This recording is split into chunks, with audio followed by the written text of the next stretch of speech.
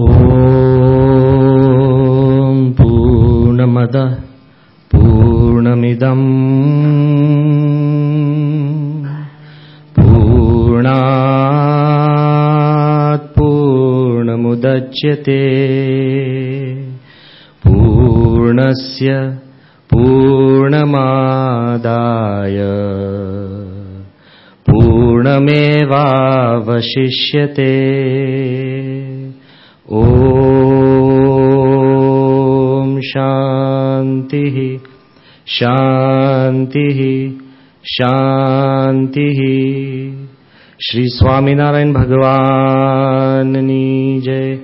Akshar Purushottam Maharaj Jai. Guru Hari Pramukh Swami Maharaj Jai. In the divine presence of Bhagwan Swaminarayan, in the equally divine presence of my Guru Hari Pramukh Swami Maharaj, in the revered presence of saints, the organizers, and all the people who have come here to listen with such deep faith, and also in the presence of some of the people who over the years have come to become deep friends and who have made a difference to my life. So once again, I would like to repeat what I had said and you reminded me.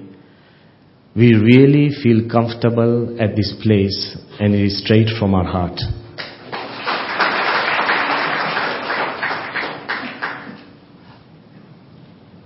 I really didn't want to start like this. But sometimes you have to start the way God wants you to start. And I believe that I want to congratulate the organizers for exploring empowering relationships as a topic for Indian wisdom, to celebrate the 100th week of AMA, because it is the need of the hour. Relationships, they have the power to paint your world either with gold or with gloom. I also believe that relationships have the power to add value to your life and make our lives worthwhile. Suppose you are made into a king. You may not agree, but let's just suppose. Nobody stops us. Suppose you are made into a king, the emperor of the earth. But then you are asked that you should live in the desert of Sahara with nobody around. Now imagine, you are an emperor of the earth in the Sahara desert with nobody around.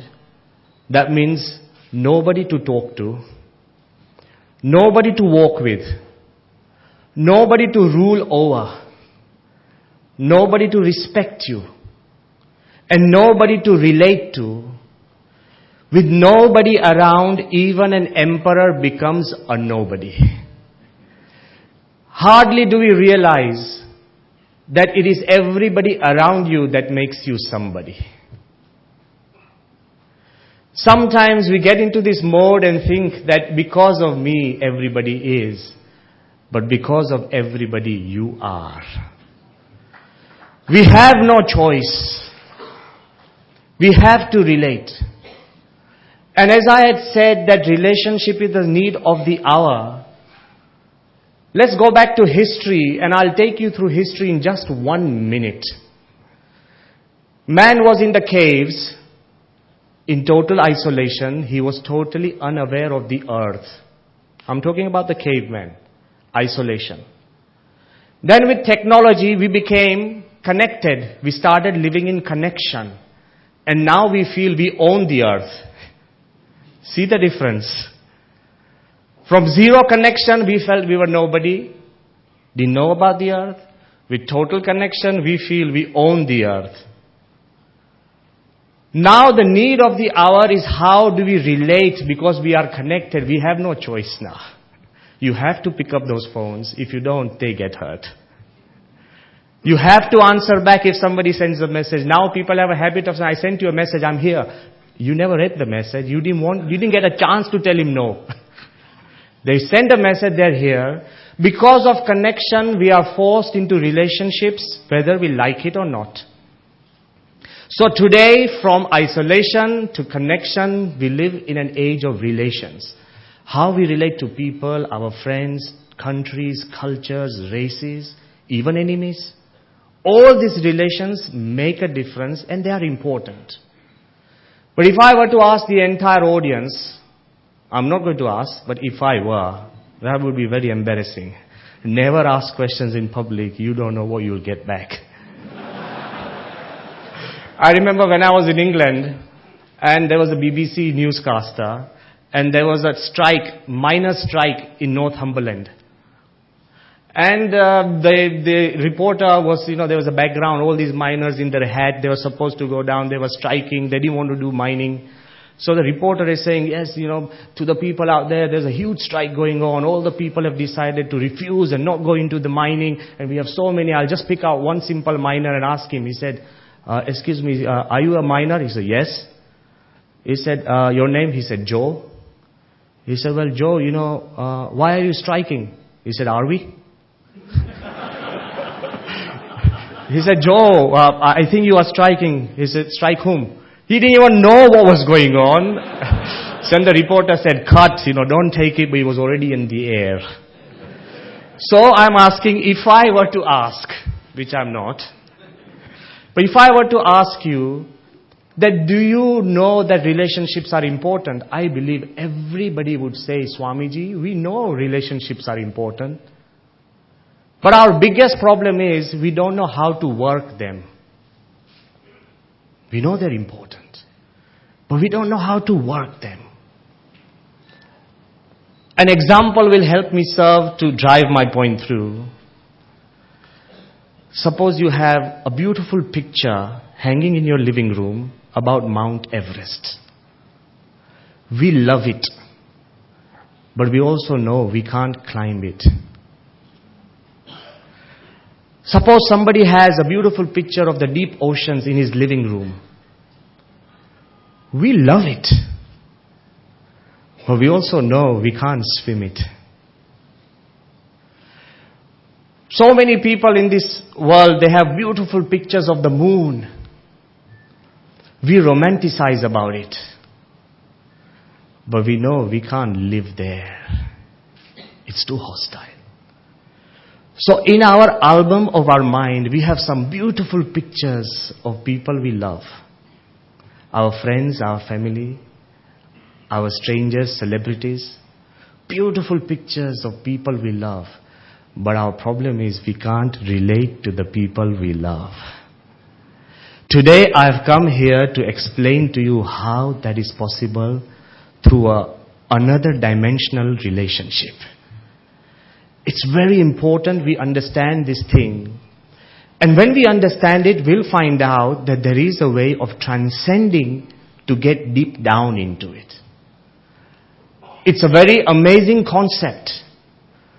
Because, yes, relating to a brother, we do it every day. We try. To our wife, we try harder. But continue, someday, right at the end of your life, you'll realize that you could have tried harder. It's always there. We find a way to get through. But as we move ahead from all the relationships that we have on this earth, perhaps the most glorified, most celebrated relationship is between mother and child. It is considered benign, selfless. But there is a relationship that even transcends that relationship. When Alexander the Great, he was asked that, who do you love more? Your father, Philip of Macedonia, who made you king? Or your guru, Aristotle? Alexander the Great said, I love my father because he brought me from heaven to earth. But I love my guru more because only he can take me from earth to heaven. brings me to my topic, that the Guru-Shishya relationship is a sublime relationship. Perhaps all other relationships, they are good. Nothing wrong. We should celebrate them. But they are all limited to this earth, to this body, to your mind, full of limitations. Guru-Shishya relationship is the only relationship that can transcend and take you beyond this earth. That can take you beyond your own body. They can take you beyond your ego, beyond your mind. It has the power of sublimation. And that is one of the reasons we should understand that this relationship can take you places where you cannot even dream of. But honestly, this is the AMA. Nothing wrong. But I don't believe that everybody present in this audience believes in a guru. And I'm not a fanatic person. I respect everybody's rights and everybody's experience. That's what Hindu culture teaches us. It is a culture where there is no conflict if one field believes that God is a form and the other field believes God has no form. We are happy. As long as your God makes you good, we are happy. It's most important. So, maybe many people in the audience, some may believe that Guru is necessary. Some believe Guru is not necessary. I am not here to tell you the need of a Guru, no. I'm not even here to force you to accept my belief in a Guru, no. I respect your beliefs. But I am here to tell you that if you even think of the sublime bonds of Guru-Shishya relationship, it has the power to enhance all your relationships on this earth. There are no relationship that can communicate this power. If you have a great relationship with your brother, that doesn't mean you'll have a great relationship with your wife. If you have a great relationship with your wife, that doesn't mean you will always have a great relationship with your boss. But in the Guru-Shishya relationship, how it's affecting everybody is if you have a great relationship with a higher, superior knowledge, it's going to make you great. And because you are at the center of all your relationship, I guarantee it's going to help you improve all your relationships throughout your life. That's the reason why Guru-Shishya relationship has that power of sublimation. But as Mukesh Bhai said, that this relationship is perhaps India's priceless gift to world culture. No other culture has come up with this idea of Guru-Shishya relationship. It's borrowed. It's explored by other people. And now we have a word that everybody or anybody who inspires you or teaches you is a guru. You just don't need a spiritual guru. Your mother could be your first guru, your father. The person who gives you a name is a guru. The teacher who teaches you is a guru. Even a stray dog who gives you an inspiration is a guru. Dattatreya, he's reputed to have made 24 gurus. He took inspiration even from dirt and even from a cold girl. Inspirations can come from any place, and if you are open to inspiration, you are a Shishya all your life. And if you are open to get inspiration, you can make anybody into your guru. But I am limiting myself to a spiritual because it's a sublime bond of Guru-Shishya relationship. And this concept has been given by Indian wisdom to the world at large. It's so easy for us to say we have made it, and our patent is already there in the name of the Upanishads. You know, the ocean of Indian wisdom are the Upanishads. In Sanskrit, the Upanishad means up vatta ni vatta shad. The meaning is sitting near. Clearly, it is even an Upanishad that the spiritual knowledge you will get, it is always from a guru. When you sit near a guru, it's talking about physical sitting near a guru, mental sitting near a guru. The moment you sit near, there is a transmission of knowledge. Nearness gives knowledge, not just contemplation. When Eklavya was near his guru, through his mind, he got that knowledge. So, sitting near A guru is a must. You know what the difference is here? Western world keeps thinking that I made a discovery, thinking on my own, in my imagination. As I moved ahead, it is a self-discovered process. What the Upanishads say, there are two types of knowledge. One is self-taught and self-taught. The other is guru-taught. The self-taught is one man's experience and one man's education. The guru-taught, it's a pool of wisdom of hundreds of gurus down the ages, and that knowledge is a collective consciousness that comes to us. To explain it in simpler terms, Ronald Patel, who could be considered a maverick in design, we had the great opportunity of sitting with him, and Dashrath Bhai, who didn't believe in God, the founding director of NID, he often used to tell us when we were meeting together in the designing of Akshardham Gandhinagar, he would tell us, Swamiji, by the time I have finished with you, all of you sadhus will become designers. I said, Dashrath Bhai, by the time we have finished with you, you will start believing in somebody. It's very important.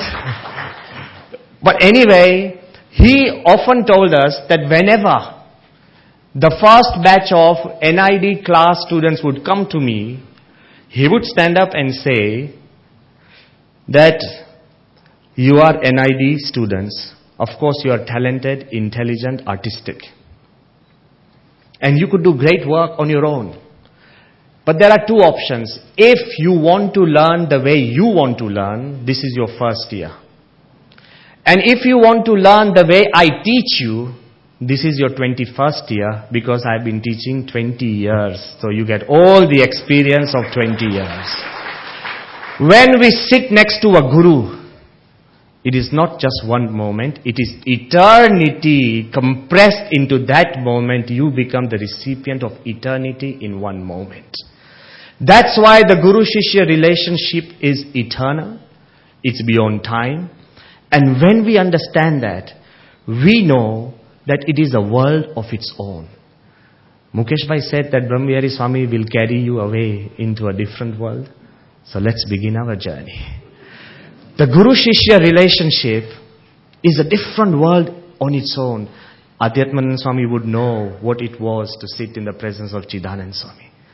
This world ceases and you are transported into a different world.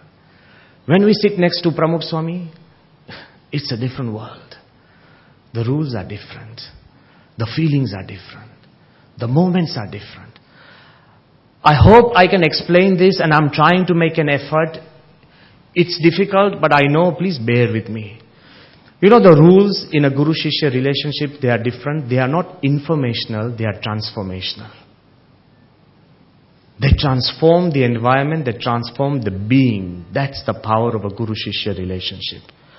I'll explain it in a better way. Once a Shishya, he goes up to a Guru and he says, I've come for some knowledge. The Guru doesn't pay much attention to him. He says, here, take this basket. It was not a pag, it was a basket, the woven. And he says, take this basket, go into the river and fill it up with water and bring me some water. The Shishya, knowing that he has to trust the Guru, he goes into the river, puts the basket in, and the moment he lifts the basket out, there are 1,000 holes. So there is no water, it can't be collected. So he's wondering, how do you collect water in a woven basket? But still he collects it and he runs to the Guru. By the time he was hoping that at least a little water must have remained at the end of it, by the time he reaches, there's not a drop of water. The Guru turns, he says, bring me some water. He said, can I bring it in another container? He said, no, in this basket. He goes back, he fills it up. This time he doubles his speed. Maybe if I run faster, there will be some water. He runs back. Second time, third time, fourth time. After 10, 11 times, the Shishya is exasperated. Sometimes that's what the Guru wants. That's what the Guru wants. Sometimes if somebody tells me, Swami, this problem doesn't go away, it's like pushing a wall. When in some exercises they tell you, push a wall, and you push a wall, do you think the wall is ever going to move? But what happens? Your muscles grow. So sometimes problems don't go because your muscles must grow. It's important. So the Guru tells him, fill it with water. That Shishya runs and comes back and says, then he throws the basket and he says, Guru, it's pointless. I can't collect water in this. Then the Guru says, exactly, collecting water was not the point. Cleaning the basket was the point. When you go to a Guru and you say, give me knowledge, fill me up, his first point would be to empty you first. Sometimes it's not gaining, it's losing weight that's more important. And I believe most of the people are more conscious of losing weight than gaining it. So we see that the rules in a Guru-Shishya relationship, the points are different. And when we understand that world, we understand there's a different thing that transmits when you are near to a Guru. Let me take you into that different world. Our relationship is more based on words. Okay? Imagine two people getting together, holding hands for 1 hour sitting in silence. We think that's pretty cold. We think, what's the matter with them? He's not saying anything. We believe that words transmit. That's our world. But in a Guru-Shishya relationship, it is said, Gurostu monam vyakhyanam. Silence does more than words. We know the Upanishadic story of Satyakam Jabali. He goes to his Guru Gautam. And he says that, Guru, give me knowledge. The Guru says nothing and he says, these are 400 cows. Take them to the jungle. Come back to me when there are 1,000. Sunil, you want to try it? Because you are experimental, You experimented all sorts of... 400 cows turning into 1,000. If an intelligent man sat down and started calculating, he'd said, how many years? And some babies, some calves surviving, some not, and all the probabilities and everything would, ruining your mind. But Satyakam doesn't ask. He goes, he stays in the jungles, he serves the cows, he does everything in the jungle, just hoping that the Guru will be kind, Guru will be kind, Guru will be kind. After years, or maybe a decade, when Satyakam Jabali, he comes back to his Guru with 1,000 cows, there is already an illustrious light on his face of Brahmavidya. He has already learned the secrets of the universe, and the Guru said nothing. It's less about words and more about work. It's spiritual work. So the laws in a Guru-Shishya relationship are different, where silence achieves more than words. Okay? The second thing which I believe we should also know, that in our day-to-day relationship, I may be wrong because I have no experience on this, but I may be wrong. Sometimes before people are getting married, they are so happy. No, please wait for it, wait for it. Wait for me, let me please finish. You're far experienced, but let me finish. It's not that bad. I'm telling you something different, Sometimes, because when they come to a sadhu, they say, Swami, give me blessings, I'm going to get married. He's so happy. Their entire picture is rosy, glittering with gold. And even just years after marriage, they found the love of their life. And years after marriage, they're not that happy. First, they don't say it, but we see it. Look, just as you can't fake a laughter, you can fake a smile, but try faking laughter. You can't fake laughter. Similarly, you can't fake misery. It is seen, you can't hide it. It is seen in the way you walk, where you talk, where you move, where you're silent, or where you over-talk. People know. So, I started wondering, and this is my analysis, this is not Guru taught. This is self-taught, so you can reject it, okay? There's nothing to do with the Upanishads. So I started thinking, I said, why does this happen? And the reason I think that before marriage, both the boy and the girl are desperately trying to please each other. Even if you're waiting for, somebody that you love and he or she comes 10 minutes late, you feel no problem. Even if you go really far to meet them, you feel fine, great, adventurous. But what happens after marriage? Before marriage, you are desperately trying to please each other. After marriage, you desire to be pleased by the other. Now you start analyzing your problems. You always say, you always made me wait. Why didn't you wait for me? Why didn't you cook for me? Why? See, we expect that before marriage you have to please your wife. And after marriage you believe your wife has to please you. If you continue with this feeling in trying to please each other, I don't think any marriage will have any problems. In a Guru-Shishya relationship is an eternal feeling of a Shishya trying to please Pramukh Swami. For me, every whisper, every message, anything he says, however small, is like my life and like my world. And even the Guru, many times we have seen Pramukh Swami comes out and he folds his hands. He said, what can I do for you? Even at the age of 92, he still feels that what can I do for everybody? So this eternal feeling of trying to please each other will always preserve your relationships perfectly. But what's happening in the world? That slowly, when husband and wife or brothers, when they are having partnership or working together, there is secret competition. You might not tell me, but when a child is born, there is this secret competition of who does that child listen to me or my wife. It's not the child's fault, but he starts deciding who is better. You know how miserable our state is, okay? Then there's a secret competition who says a better joke. There's a secret competition who is smarter. There's a secret competition who has the last say. And there's an open competition of who is the boss of the house. I'm trying to say, it is sometimes more difficult than India and China talks. Where you're not going to get through. So I'm trying to say, in our day-to-day relationship, earthly relationship, there is always this tinge of competition. There is a tinge of competition. In a Guru-Shishya relationship, they do not compete, they complete. A Guru is always trying to complete. They are together. See the famous prayer?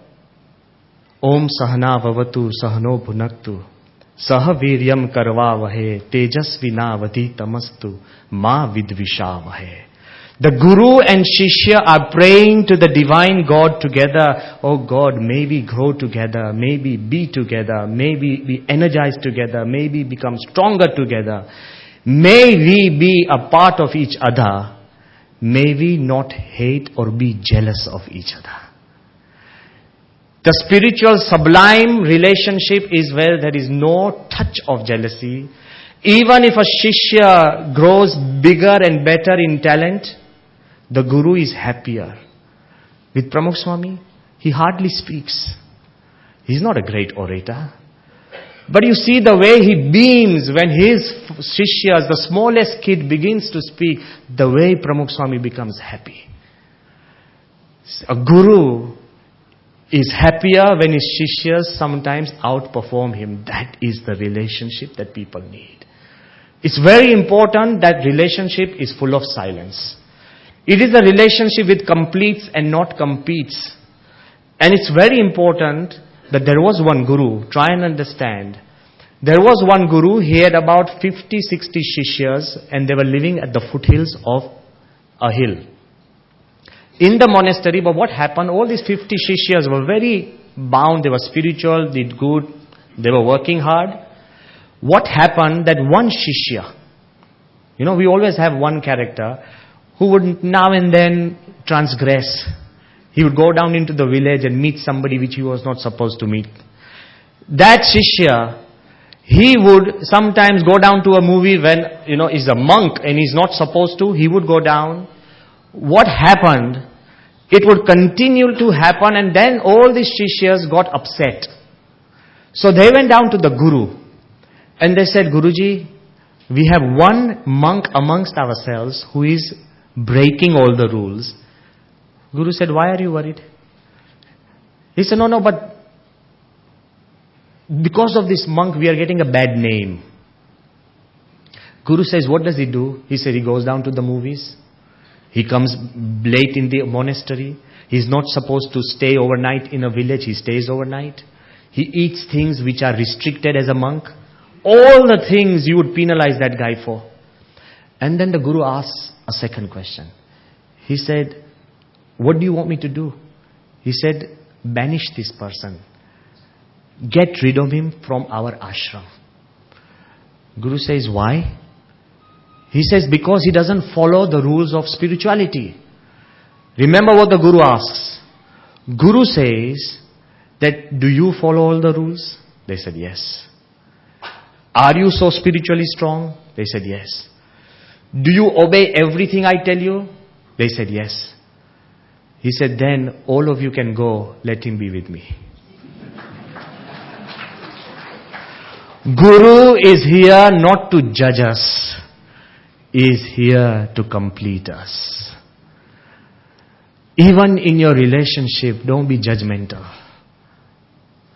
Try and complete the flow. If you are if you want to sustain those relationships, complete the flow that relationship has. Don't be judgmental. The Guru-Shishya relationship doesn't just end there. In our day-to-day relationship, there is a give and take. You agree with me? There is interest and self-interest. Okay? It's fact. Let's not hide it. Because we are civilized, we use beautiful phrases to hide our weaknesses, Because people like you are so busy, you don't have time for your children. You say, I spend quality time with my son. That's 5 minutes. Don't get misled by all these beautiful phrases that intellectual people invent. Your son wants time. He doesn't know what's quality time. He said, no, because I'm busy, I spend quality time with my son. That's for yourself and that's for your board meetings. That's not what the son wants. So, in this world, our relationships are based on give and take. Interest and self-interest. In the Guru-Shishya relationship, it is based on give and give. Go home and think about this. Is give and give. The Guru gives everything to the Shishya. And the Shishya in return gives everything to the Guru. Where's the trade? We think, you get everything and you give back everything. Where's the trade? My friend, there is no bargaining, there is no trade. It's just you and me and everything. I'll explain with an example. When Ramanujacharya, he went to his Guru. And the Guru says that I am teaching you a secret mantra. Ramanujacharya, as a young sadhu, said, what will this mantra do, Guru? He said, anybody who chants this mantra will go to heaven straight away. He said, fine, wonderful. Before he was leaving, the Guru could understand his footsteps in his mind. He said, wait a minute. He said, but if you reveal this secret mantra, you will go to hell. You have something great and you can't talk about it. It's like a secret. Secrets are very dangerous. It's like if I tell you this is a secret, it's the first thing that will be lost. Because it's something great and you can't talk about it because it's secret. Yeah? So even Krishna Bhagwan lapsed there. He said, I am telling you the secret of the universe. If it's secret, why are you telling him? But still, anyway. But that's how it is. And then the whole world knows about that secret, okay? So this gives you the right to tell secrets. No, don't. But I am telling you that here, what happens, the Guru tells Ramanujacharya, this is a mantra, secret mantra. Anybody who chants it will go to heaven. If you reveal it, you'll go to hell. Next morning, Ramanujacharya, young sadhu, he gathers the entire village, he climbs on the roof, and the whole village is chanting this mantra, chanting this mantra. The Guru runs up to me and said, hey, wait a minute. What have you done? He says, what? He said, you will go to hell. Ramanujacharya said, Guruji, what about all these thousands of people? Will they go to heaven? He said, they will. He said, I am ready to go to hell if thousands can go to heaven. The Guru is ready to suffer the toughest trials, provided the people who put faith in him benefit the greatest rewards. This is what Guru-Shishya relationship is. It goes beyond. I believe it's a different ball game, it's a different rules, it's a different world in its own. And that's what we see. When the Guru gives everything to the Shishya Shishya even offers his own existence for the Guru. We have Yogiji Maharaj, a great loving saint, who on his every breath in 3 states of his mind, Jagrat, Swapna and Shushupti, kept thinking about his Guru Shastriji Maharaj. Once what happened, because of his bhakti, he had gone down to Bhavnagar. And there were the murtis of God. And there is a system in Bhakti Sampradaya, you offer food. You close the curtains and then you sing Thad. Yogiji Maharaj sang Thad, and to everybody's surprise, when the curtains were opened, God, the Murti, had eaten the food from the thalis. This is a huge miracle for a Bhakti Sampradaya people. All the people started gathering and they started, thanking Yogiji Maharaj, started singing his praises. You know what Yogiji Maharaj said? He said, wait a minute, don't tell me, don't thank me. He said, but your bhakti has led God to eat the food. He says, nothing to do with my bhakti. Think who sent me here. My Guru Shastriji Maharaj commanded me to come to Bhavnagar. It is because of his command that God has eaten. આપણે તો જોઈ લીધું ને આપણું. See, this is us. You know, it is like a story of an ant, and an elephant. They were walking on a bridge and the bridge started shaking. The ant was the first to announce that together we shook the bridge. Ant and an elephant, everybody knows the bridge shook because of the elephant, but the ant says together, straight on Radio Mirchi, together we shook the bridge today. No. The Shishya offers all his achievements to the Guru. Look at Pramukh Swami. He has built more than 1,000 temples. It's not a simple thing. 1,000. Places like Akshardham, Delhi, Gandhinagar. We are building a beautiful Akshardham in America. In December, a beautiful temple is coming up in LA, right at the center of Chino Hills, which is the epicenter of earthquake. And that temple, everybody wanted to change the venue. Swami said, no, overcome the problems. And it is perhaps the first temple in the history of Hinduism which is being built on titanium and carbon isolators. So even if there's a huge earthquake and there's a sheer shift of maybe 9 feet, nothing will happen to the temple. It will remain erect. I am just trying to tell you, but even after building so many temples, whenever we say, Swamiji, you've done a great work in Akshardham. He says, no, because of Yogiji Maharaj's sankalp. We corner him many times. We say, Swami, but Yogiji Maharaj didn't know about LA. Even the water fountain that has been done, we say, Swami, it's a wonderful thing. He said, Yogiji Maharaj's sankalp. And we say, how can that be linked? It's illogical. Then he explained to me. He said, look, Yogiji Maharaj used to always pray, sadhu vado, may sadhus grow. He used to always pray, temples vadhe, mandir vado. He said, in that sankalp, all the temples that are being built are because of his sankalp. All the new sadhus that are coming because of his sankalp.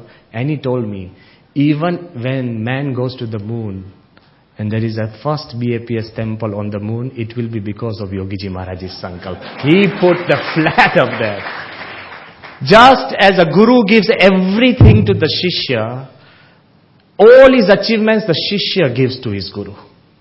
So it is a perfect symbiotic relationship of give and give, complete and not compete, the moods of silence. But the fourth, here I want to venture and take a little risk as well. The fourth I believe the Guru-Shishya relationship is based, everybody will tell you, and they're not wrong, that relationships are based on love and care. Am I correct? This is a risk, but I believe I should venture it, and you are the judge. I believe relationships don't last because of love and care. I believe relationships last because of truth and trust. If somebody loves you but there's no truth in it, it's hollow. And I have hundreds of children, every day they come to the temple, they say, Swami, my mother loves me, cares about me, but she doesn't trust me. She keeps watch over me. I think mistrust hurts you more than miscare. I believe trust and truth are the footings of love and care. And the ideal swarup of truth and trust can only be found in Guru-Shishya relationship, where the Guru is truthful. Here I'm talking about a genuine Guru. If the Guru lies, then the Shishya does not have to place any trust in him. The Guru has to be totally truthful, and the Shishya has to be totally trustful. It is truth and trust which are the deeper meaning of life that sustains all relationships. Maybe we talk about love and care and giving, that's fine. But even if you don't meet somebody and you know that he's always speaking the truth, then you will never find difficult in relating to him or her. And if you know that somebody trusts you, that's what we feel when Pramukh Swami gives us something to do. There is so much trust that we can't do anything else. When there is so much trust, you don't divert. So ultimately this truth and trust, let me explain it with a simple example. I think that might be better. There was a huge karate master. He was a martial arts master. And one disciple goes to him and said, Master, please teach me karate. And he says, lesson number 1, for 6 months ask me no questions. I think in our schools we encourage questions, correct? Don't do this because I'm telling you it's a different world. Alright? So he says, lesson number 1, don't ask me questions for 6 months. He said, alright, because he had heard all these lectures saying, Guru-Shishya relationship, I mustn't ask, I must trust, this. So that was heavy in his mind. He said, then what do I do? He said, every morning, there is a boat. It's a very rough river, swift river. You stand erect in that boat. Every morning, I want you to observe the banks. For 1 mile, 1 kilometer, the boat moves. You have to observe the banks. On your return, you observe the banks on the back. So fine. So it's a swift river, rapids. And this person is observing the banks. But how often, if I tell you, for 6 months, observe the wall of your house, it'll drive you mad. I'm like, the same thing, what do I have to do? Observe. But there was great fortune because the leaves would change, the flowers would change, something would happen. He'll see a squirrel, he'll see something falling, he'll see a rapid, he'll see a fish jump up. But that he has to report every night to the Guru. It's the same stuff. After 6 months, this is again sometimes the role of the Guru to see what is your yield point. This is science, Young's modulus. This is your yield point. Okay? So, after 6 months, this boy, he comes to the karate master and says, I'm tired. He said, no, now you will begin. He said, no, but you wasted my time. I was just cruising. I'm just watching. I didn't come down to watch the banks. I didn't come down for a boat ride. I came down for something else. Then the Guru said, you have just learned 2 of the most important factors of martial arts. He said, what? First, to keep balance in fluid conditions. And second, not to realize that you are keeping balance without occupying yourself by keeping balance to observe your surroundings. In martial arts, if you can keep balance and observe your opponent, you will never be defeated. So through truth and trust, if I had told you that you learn the balance, then you will tell me the next day, I have learned balance. If I tell you that you have to observe, the next day you will be tired and saying, I've already observed. We always think we are it. But we are not. The Guru teaches us through trust and truth, and he takes you further, and that's where we understand that the entire process the Guru teaches us is something separate. The fifth thing, which is also most important in a Guru-Shishya relationship, is passion. You'll tell me, Swami, but passion is a part of every relationship. Yeah. I'll tell you, I agree with you. Passion has the power to help you transcend anything, anywhere and everywhere. If you have passion, it takes you beyond. There's a very, very dear example that I keep very close to my heart when I work. It has been given by Sir Ken Robinson. He's a great educationist from England. Sir, so he's accepted as one of the most important. He gives an example that once a fireman came to him and he told his story which Robinson can never forget. And I hope all of you should not forget. A fireman came to Robinson and he said, Sir, when I was studying in a school, my principal, my guru called me and said, look, you have the best grades. You are scoring over 95, 96 in every subject. You have an academic brain. I suggest that you go down and do PhD, become a professor and become an academician. You have the brains for it. And he said, sir, principal, I want to become a fireman. And the principal lost his cool. Obviously he wasn't a fireman then, so he could have cooled him down. But no, the principal was in a rage. And he said, stupid. You have the brains. Anybody, any Tom, Dick and Harry can become a fireman. But you have the brains for an academician. If you don't become an academician, the world will be losing a great academician. You are over 90, 95 in every subject. Become a doctor, professor. This is my advice, career advice. So he said, but sir, I have a passion to become a fireman. From that day onwards, the principal avoided him. Relations broke. Passions are very difficult. And he started having prejudice for him. He started penalizing him. Despite the fact he scored in his O-levels and A-levels, grade A's and A pluses, he still ended up becoming a fireman. He said after 11 years, once there was a fire in a neighborhood, I ran with my team, and from the residential houses, amongst the first houses, the first person I brought out was my professor and principal. Then his wife, then his daughter. In that smoke-filled air, my principal had tears in his eyes and he told me, son, you were right and I was wrong. If you have passion, you will be in a position to help somebody every time and any time. And even if you don't have passion and if you are in a position, you will still refuse to help everybody every time. You need a passion. So a passion uplifts you and transcends you. But our passion in this world is limited to each other. Spiritual passion, where Guru Shishya have passion for each other, but they also have a passion for higher force, that is God. If both you and husband and wife, if you two have a passion for your parents collectively, then it is going to help you preserve your relationships better. There is somebody who you are looking up to. So in a Guru-Shishya relationship, it only works if both Guru and Shishya have a combined passion for higher being, that is God.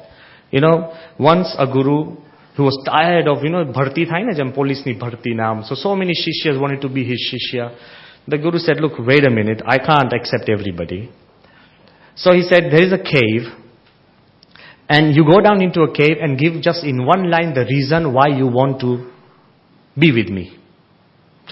It's an open test. So the first Shishya went from thousands. He said, oh Guruji, I am sick and tired of this world. And there was nobody in the cave. It was just an echo. And what did he hear? I am sick and tired of this world. He felt even God is like that. So he said, let me go back. The second said, oh God, oh Guru, my family rejects me. What was the echo? My family rejects me. He said, God has the same problem. Let me go. The third guy goes in and he says, oh Guru, I'm an escapist. And I want to run away from the world. What does he hear? I am an escapist. I want to run away from this world.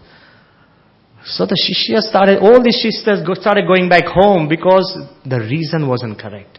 One came along and he said, oh Guru, I have a passion for you. What was the echo? I have a passion for you. He said, I have a passion for God. What was the echo? I have a passion for God. It is only when the Guru and Shishya have passion for each other and collectively they have a passion for God, that's when the relationship becomes sublime. Love is not looking at each other, but together looking in the same direction. That is love. Yes, you look at each other, but if you don't see the same things in the same way, your relationship starts breaking. So most important is Guru-Shishya relationship is sublime. We know. It has the power to enhance you. But I also want to explore, because we have little time, that why is it so sublime? Let me take you into some science. You never asked me, but let's explore. That the knowledge you get from your Guru, why is it sublime and not the knowledge that we get from normal feelings? Normally, scientists tell us that there is cognitive intelligence. Cognitive intelligence is all the knowledge that we get from our five senses. Eyes, hear, nose, smell, taste and feel. So whatever world we observe is based on these five senses that tell us, let's say for example, a picture. Cognitive intelligence, correct? That's there. But as human beings and those who are alive, we also feel that sometimes we look at the same thing and we feel happy. Sometimes we look at the same thing, we feel sad. Sometimes we hate it. Sometimes we love it. So we understand that there is emotional intelligence. Because yes, cognitive is the same picture. But our emotions for that same situation are different. So beyond cognitive intelligence, there is emotional intelligence. So the picture is black and white, but emotions color it. Fine. But now science also tells us, so sometimes we have emotions, like when an old man is trying to catch a bus and he slips and falls, all the children would laugh. Yeah? But there is moral intelligence now. We start asking whether it's correct to laugh or wrong to laugh. Emotions are there, but whether those emotions are correct, you go to somebody's funeral and you start laughing, then you think, that's morally incorrect, Alright?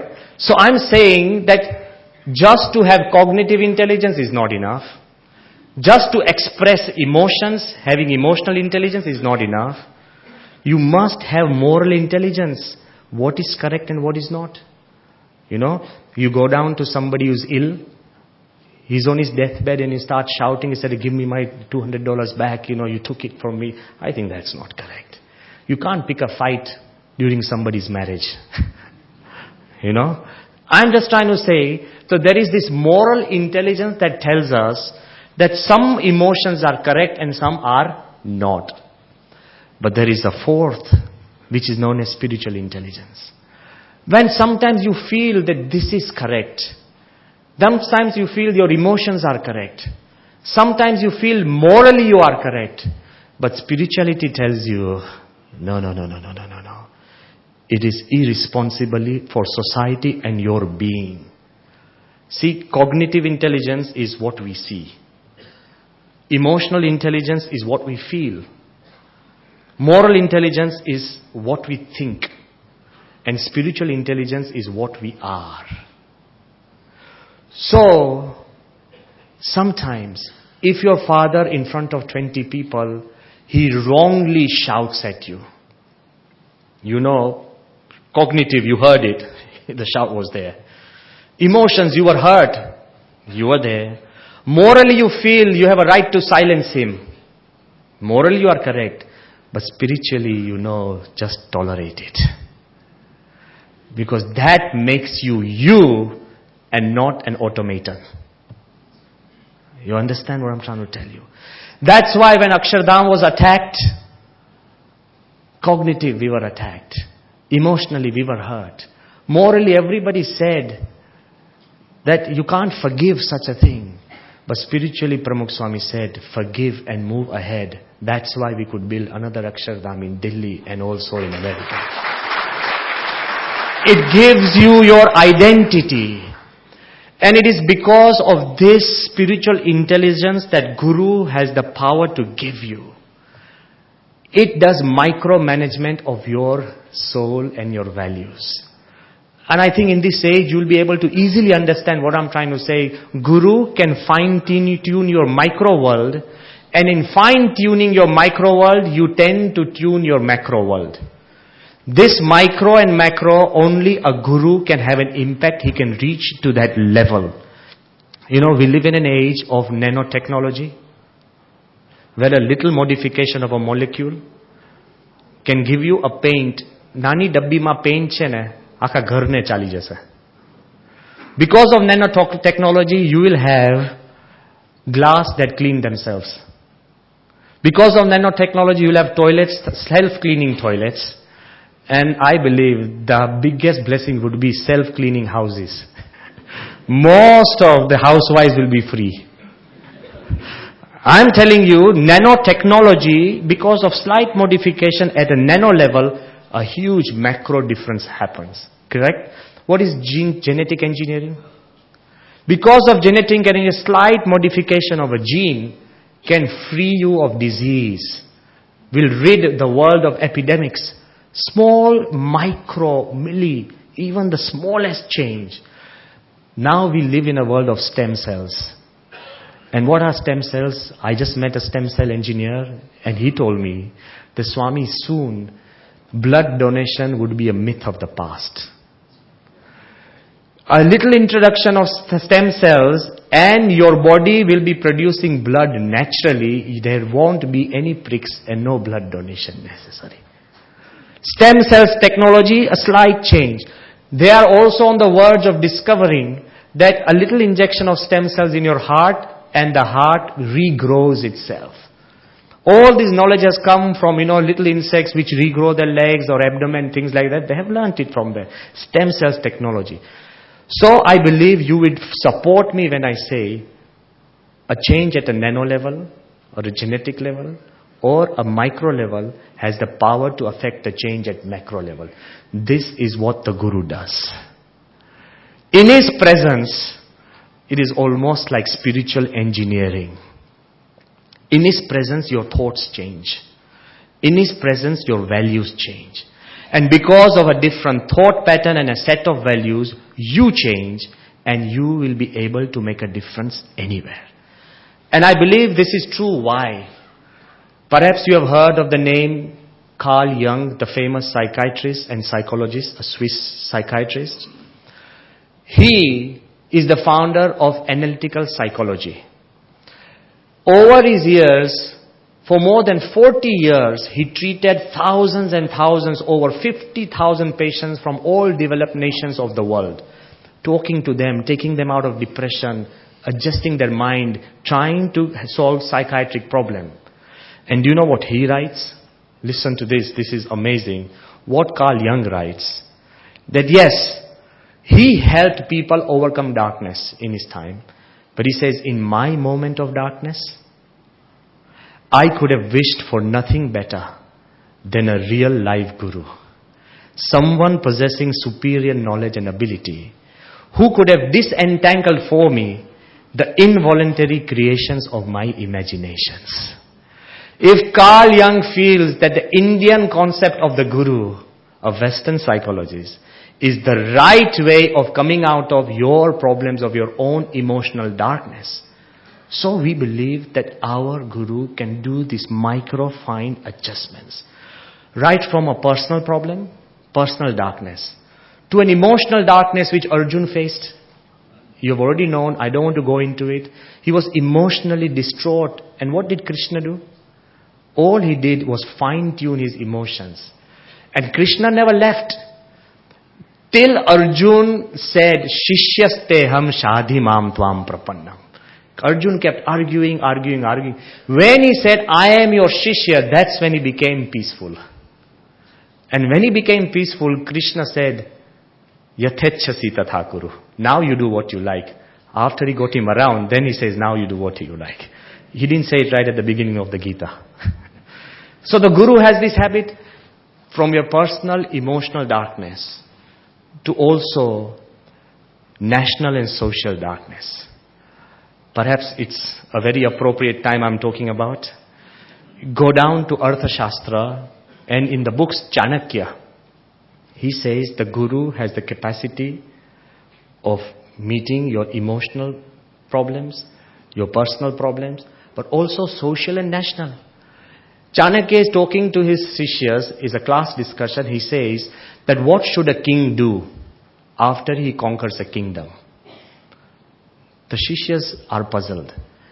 Chanakya says that how far can a single man reach? How much can a single man see? The first thing a king should do is to appoint ministers.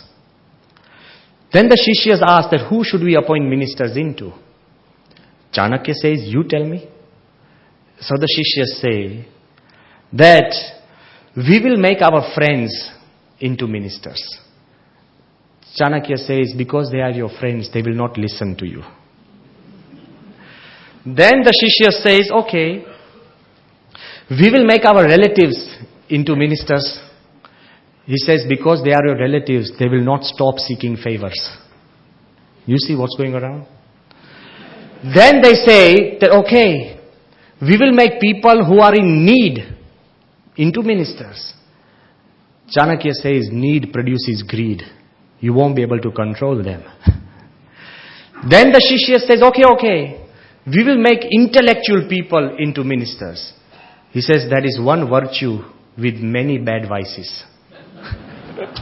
Intellectuals feel they are beyond and above everything. You know. So then they say, okay, we will make people who are loyal to our family into ministers. And Chanakya says, simple loyalty breeds slavery. Slaves can't be ministers, we need masters. Then the Shishyas tell Chanakya, okay, we will train new young people, educate them and make them ministers.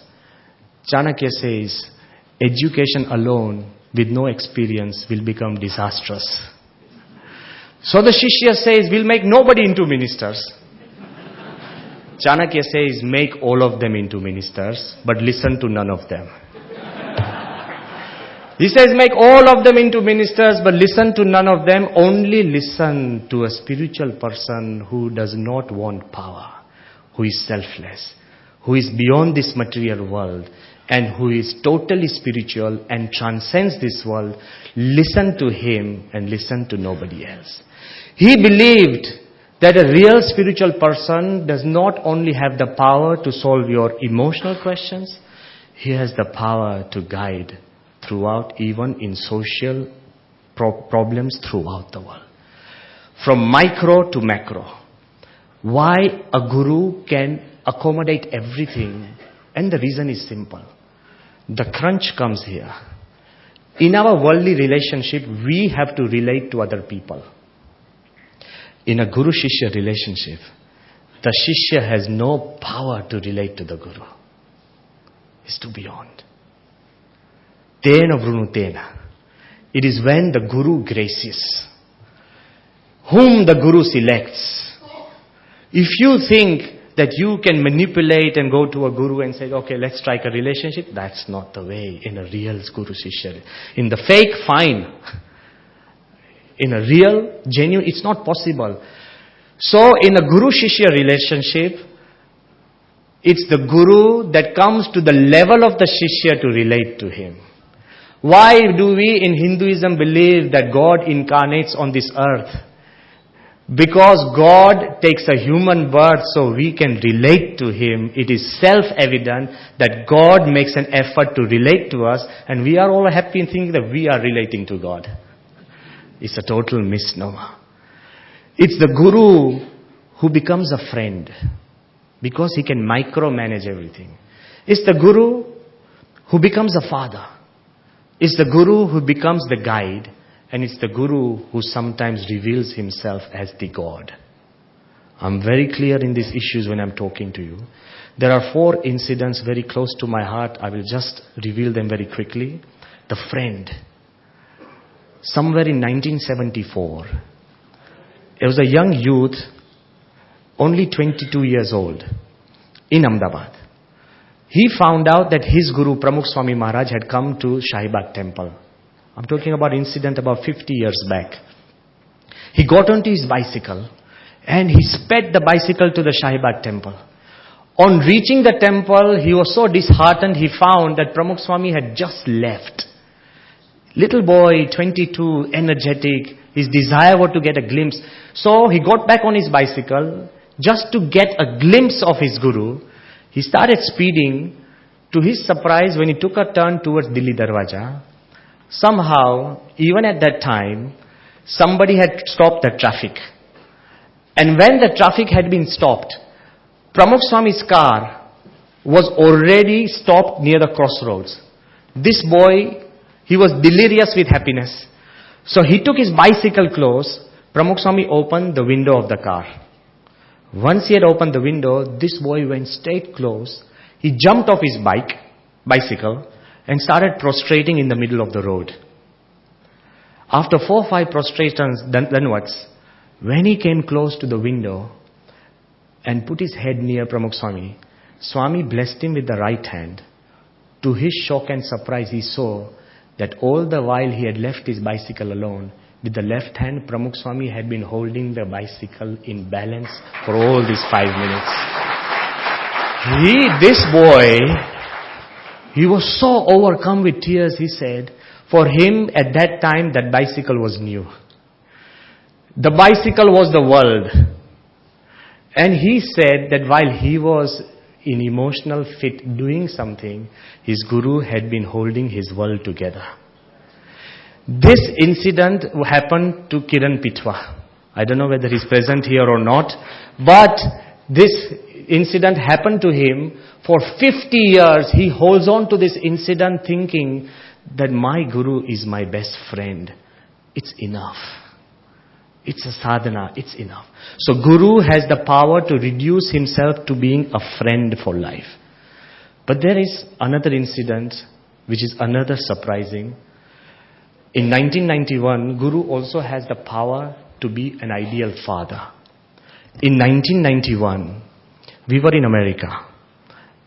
And I believe you are a very close family, so I'm going to reveal. I'll also tell you the secrets which I'm not supposed to say, okay? BAPS, we were holding the festival, Cultural Festival of India in America, New Jersey. I was a part of the team that was organizing. So we had decided that every Indian who has made a difference in America, call him, let's felicitate him. So whether it was, some Dr. O.P. Mathur or, some great designer, some person who has reached great heights in Washington. So all these Indians who had made a difference. In my list, there came a name. The name was Ronald Patel. It's obviously, he's a Patel, so he's Indian. And perhaps he might have been among the first to reach America. So this name came, Ronald Patel, and to my surprise, he was a Pulitzer Prize winner in journalism. He was the managing editor of Philadelphia Inquirer, whose circulation was more than 1 million. The Sunday edition of Philadelphia Inquirer, Ravi Purti, is 1,000 pages. I'm just trying to tell you, I'm just trying to put it in the frame that you understand. I'm diverting, but still. Ronald Patel was the editor of Philadelphia Inquirer. I said, okay, this is the guy. We didn't know. So this is like, we didn't invite everybody we knew. Let's say, let's call him his Cultural Festival of India. We wrote an invitation. 1, 2, 3, no response. I picked up the phone and called. And he said, pure American accent. He said, whoever you are, I'm not an Indian. My father came to America in 1900. He got married to an American woman. My mother is an American. I am a pure and pure American. In my 43 years of life, I have not met more than 5 Indians. But I just happen to carry the surname of my father as a memory, not as a pride. So please leave me out of this festival. I am not an Indian. I said, but you have a name. I said, you carry a name which is famously Indian. I said, then you just try and come. So he didn't come on our invitation. It's later I found out he came on his own out of curiosity. He came with his daughter, who told him, Dad, I find this weird. Okay? He had grown up with guns and blood in Detroit, Ronald Patel. And he made great advances in the journalism field. But the first time he came, his wife had warned him that, Ron, be aware of the Indian gurus. Their one hand will be on your head, the other in your pocket. Let's be open. So even we need to learn. So we are saying, so his wife had told him this. This is Ron Patel, all, then telling me later on. He came down, and obviously when he saw the festival, he became interested. He came down and met me. He started calling me Young Swami. Okay, he didn't even have time or knowledge of a name. He said, Young Swami. So he came down. The first time I said, will you have time just to meet Pramukh Swami, even 5 minutes? He said, okay. He sat down. And the first impression when he met Pramukh Swami, I was there. After Pramukh Swami left, he said, can you please stop the car for a while? I said, why? He said, my father died when I was 3. But I somehow get a feeling that I see my father in him. I see my father in him. So I stopped Pramukh Swami's car. We ran up and said, Swami, આને એવો અનુભવ થાય છે કે તમારામાં એના પિતા દેખાય છે. I said it in Gujarati. સ્વામી કે ગુજરાતનો છે ને એટલે. બહુ simple. I'm just being very honest now, So સ્વામી કે ગુજરાતનો છે ને. તો સ્વામી કે એને કહો કે ક્યારે દેશમાં આવ્યા છે? દેશ.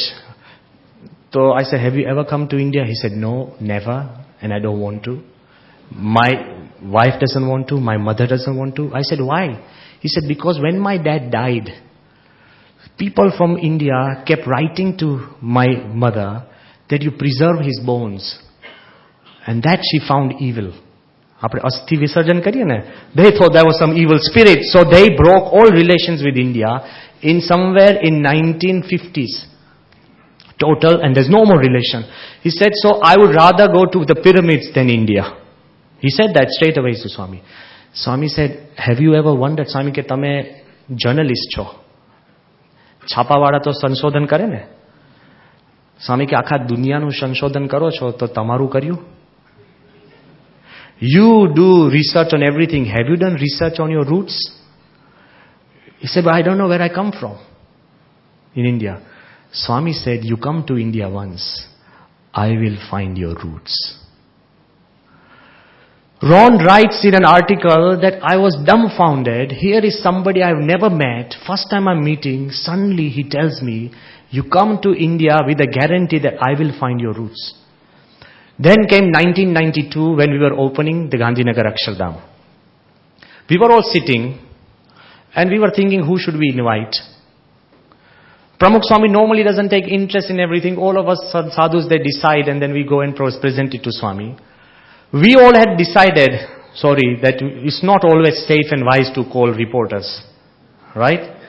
So we decided, collectively we said, okay, Ron Patel, no, we don't need to call him. And he doesn't have much feelings anyway for India or us. When we were sitting with Pramukh Swami and we gave all this list, Swami straight away asked, I'm a witness. Swami said, Pela, chapawada no su thyu? I said, enu nathi karwanu. Swami ke apne vachan aપ્યું છે કે એનું મૂળ શોધી આપશો. A guru gives you a promise and he worries about that promise. He doesn't need reminder letters or memos.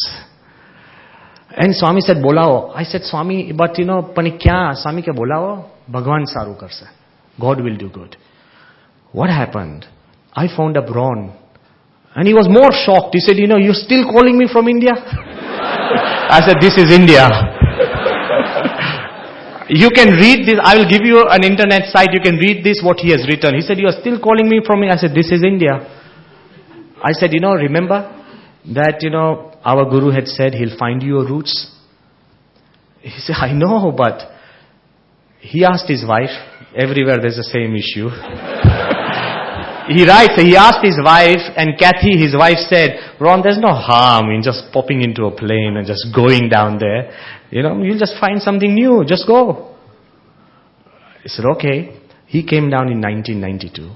Pramukh Swami, because he has moved through more than 15,000 villages.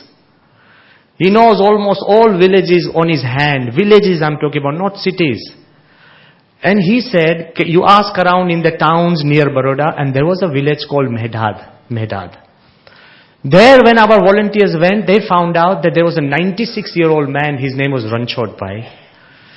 And he was on his dying bed. He remembered his entire story of Chotu Bhai, who was given special condition by Gayakwad. He was a great, intelligent person. He had left for England. From England, he had gone down to America, and they had 18 letters of Chotu Bhai writing from America saying that I have married, I am there. All those letters came out, preserved by this 96-year-old man who was this fellow's best friend. Now look at the coincidences. I told Ron, I said, we found it. He said, I'm on. He came down, and when we took him to that village, Mehdad, the love and hospitality in our villages is instant. They don't need lectures. It's instant. And he was received so well. He was so moved. And now I know, because he was a Patel, he writes in his memoir that the moment I stood foot on a little farm and I asked that how long has our family been owning this? And they said 600 years. He says, Sunday, I felt proud. Because he was a Patel, because village, town and land. So, he said, he writes, and then he was so moved. He came down to Pramukh Swami and he said, put these beads around my neck, Kanti. He's not a Swaminarayan. Still goes further. He was a journalist, the editor of Philadelphia Inquirer. Okay? He went home. In 1993, on Father's Day, the entire Philadelphia Inquirer has been devoted to his visit of Pramukh Swami, a spiritual father who found my father. And in that, he has written his entire story. You can go out on the net and find out. Slowly, Swami gave a rosary to Ron. He came down in 95, then in 2000. No, he came down to 95, then 98. So he met Pramukh Swami on and off. He's a person who has interviewed presidents and prime ministers. He was trying to understand Pramukh Swami. He wasn't not the Swaminarayan. But he left meat because of his dedication. Okay? And totally American. Just the name Patel. That's what I'm trying to tell you. Once, this is the biggest thing that has touched me. Once, in the year 1999, somewhere around in December, Ron called me. We had become very good friends. He said, young Swami, can I talk to Pramukh Swami? I said, he's in a village in Bochasan. And I don't think you'll be able to talk to him. Because there will be nobody interpreting. you don't understand Gujarati and he doesn't understand English. He said, just give me his number. Fine, I gave him his number. I don't know what he said, what Pramukh Swami told him, and he said he wanted to talk to Pramukh Swami directly. No interpretation, not even me. Nobody. Then on 1st January 2000, 1st January 2000, there was a message on my answering machine. If anybody comes down to the mandir, I can make you listen to that message. I have preserved it. The message was from Ron. He spoke to me saying, young Swami, I am in a hospital, suffering from liver cirrhosis. I didn't tell you, but the doctors have told me I do not have long to live. And I am going to die soon. I know I don't understand Gujarati, but I wanted to hear Swami Shri's voice. Listening to his voice makes death so much so more comfortable. And on 7th January, he died. I want to tell you, what is a father? A father is a person who gives you identity. Swami gave him his identity. A father is somebody who takes you back to your roots. Pramukh Swami took him. A father who has open arms and welcomes you in all your problems. A father is a person who gives you security in your most difficult moments. And nothing is more difficult than death. The Guru can take care of your birth and also takes care of your death. This is a role that a Guru plays with everybody. So a Guru can reduce himself to a friend, can grow into your father, can become the guide. When President Kalam came to Pramukh Swami and said that 500 thinkers and scientists, he has written this in Ignited Minds, 500 thinkers and scientists have thought of how to develop India in 2020. We have thought of 5 areas. One is education and health. Second is information and communication. Third is agriculture. Fourth is infrastructure. And fifth is critical technology. He said, if India develops in these 5 areas, we would be a successful nature. Kalam writes, instantly Pramukh Swami said, what about spirituality? Unless people are spiritual and they adhere to your dreams, you will never fulfill your dreams. And even if you do development, if the people are not morally and spiritually pure, they will not continue with these dreams. So Kalam writes that Swami could guide him and the people in a way for national development as well. So Guru is not just a person, he just talks about religion. He has to talk about life, the entire spectrum. So the Guru is a friend, is a father, is a guide. But the ultimate experience of the Guru-Shishya relationship is when you experience God in that Guru. Guru is not God, but you experience nothing but God. When you see your wedding ring is not your wife. But when you look at the wedding ring, you can think of nothing else but your wife. When you see a picture of your father is not your father. It's just paper. But when you look at that picture, you can think of nothing else but your father. Similarly, when you look at your Guru, you should think of nothing else but God. Guru is not God, but he effuses the presence of God. It is said that when God wants to relate to you, he wears the Guru's mask. He wears the Guru's mask when God wants to relate to you and reach out to you. And this experience is not limited. If I say Pramukh Swami is limited to the Swaminarayan Sampradaya, I don't understand him. If I say he's just for me, it's totally wrong. This last incident is really surprising, and it's very difficult to understand how this could happen. The last thing that Guru reveals himself, the energies of spirituality and God, it's very important that we understand that is totally different. I will explain that Guru sometimes takes you into a transcendental world which is beyond whatever your expectation is. What happens? That there is a doctor in Bahrain, his name is Dr. Faisal Jira. He's a committed Shia Muslim. He's the director of Bahrain International Hospital, Middle East. He himself sometimes invites sadhus to speak. Once he invited me to speak at his hospital, where 99% all were obviously Muslim doctors. We have nothing like that. So I had gone down to speak. Suddenly after my speech, Dr. Jira got up.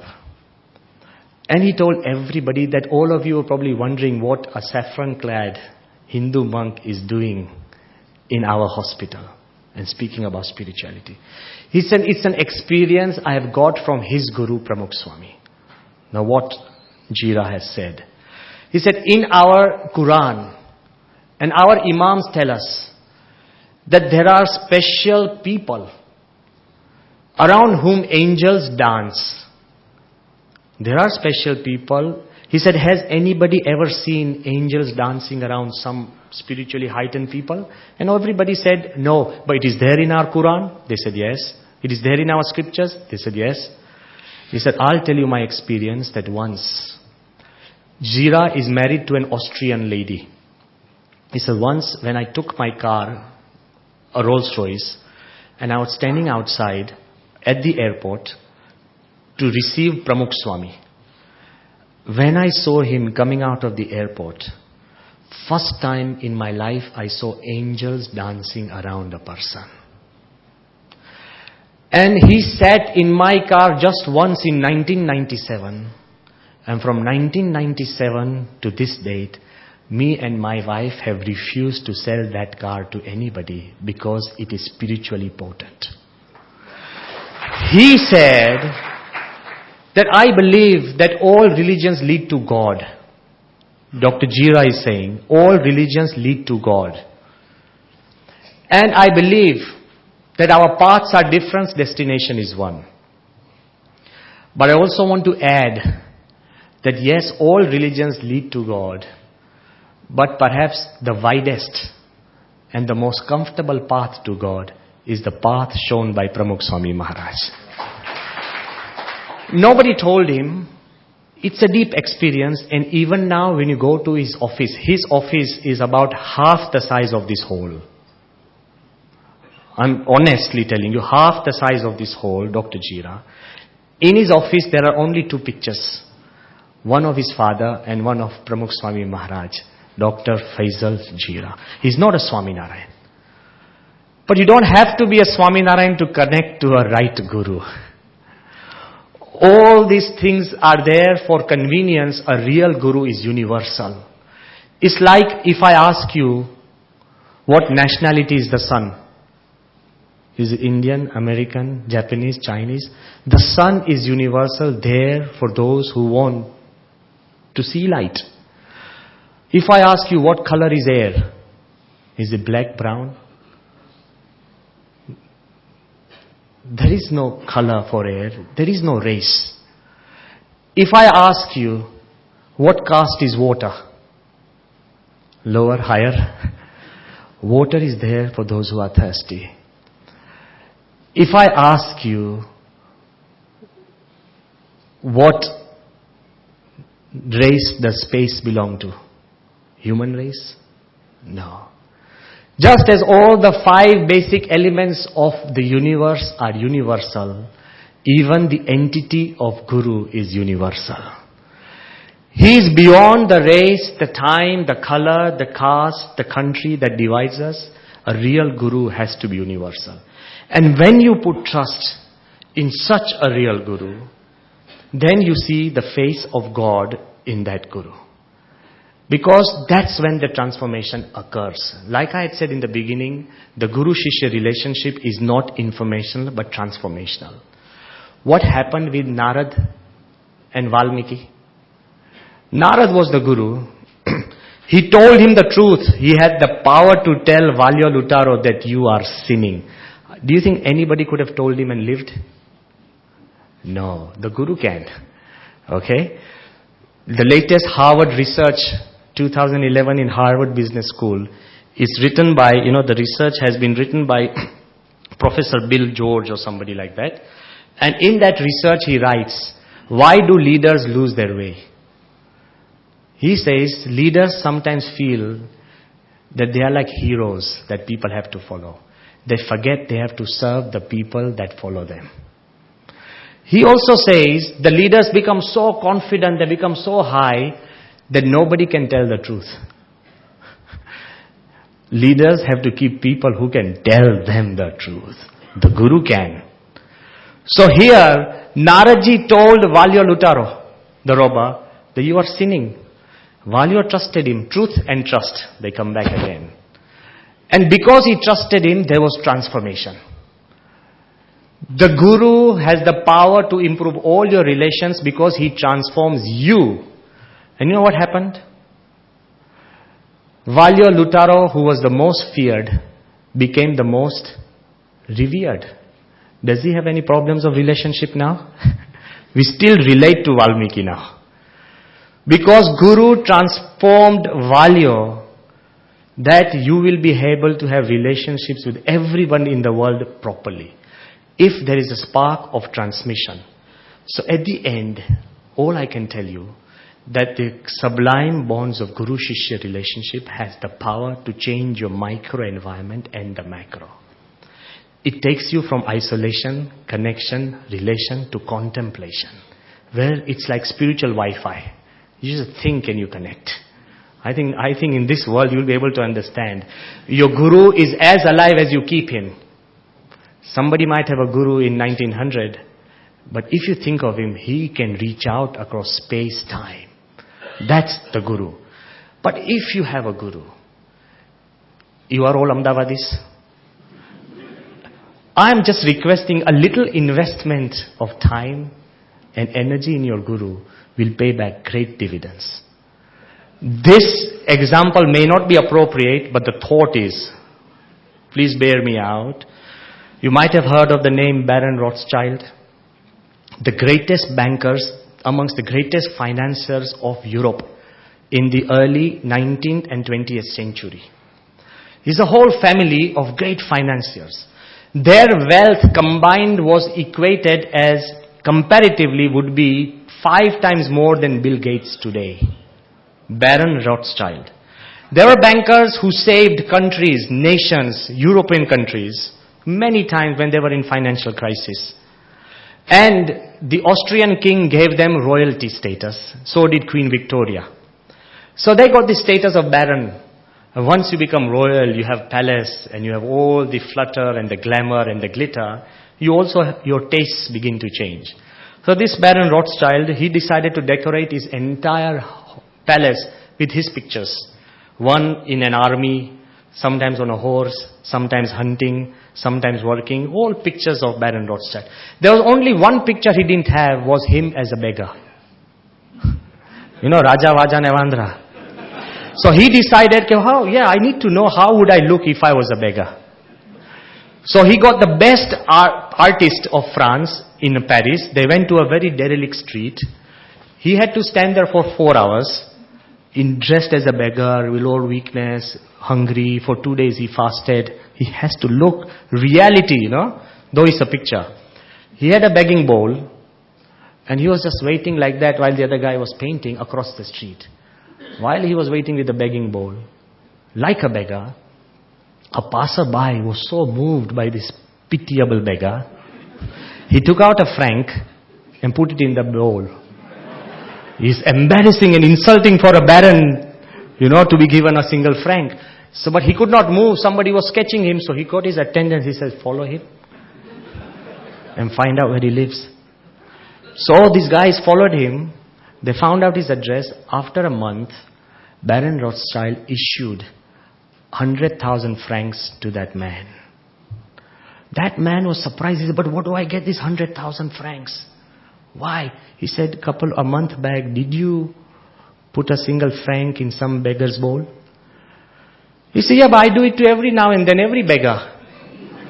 He said, well, that was not the beggar, that was the baron. Though You put in a franc thinking he was a beggar. The baron knew he was a baron, so he has given you reward in a way that fits a baron. Though you may relate to a guru like a friend, or a father, or a guru, but the guru knows he has God in him, so he will definitely reward you with God. It doesn't matter how you reward to him. I pray today that the biggest reward you could have given me was praying for Pramukh Swami. And Swami is 92. He's resting in Ahmedabad. Presently his health is fine. But please continue to pray for his health. It will be the greatest gift you could give me. And as I was leaving the Ahmedabad temple, I went to Dr. Swami. Dr. Swami is a very senior enlightened sadhu. He told me that you tell everybody that even if you don't have a spiritual guru, you have your parents as your guru. Begin your day by Panchang Pranam to your father or mother. Don't be too big for the parents who made you. If your parents are not alive, bow down to their picture. And Dr. Swami commanded me that you show everybody how they should do Panchang Pranam. So do it to the audience. I will fulfill his smallest wish with this incident. Thank you very much.